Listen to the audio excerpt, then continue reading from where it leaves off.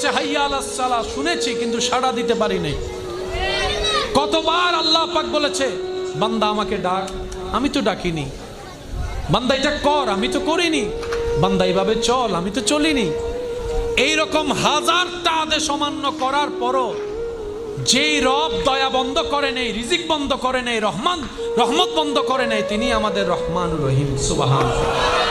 তো মুমিন বান্দারা আফসোস করে না, আপত্তি করে না, ওনারা অপেক্ষা করে রবের হুকুমের।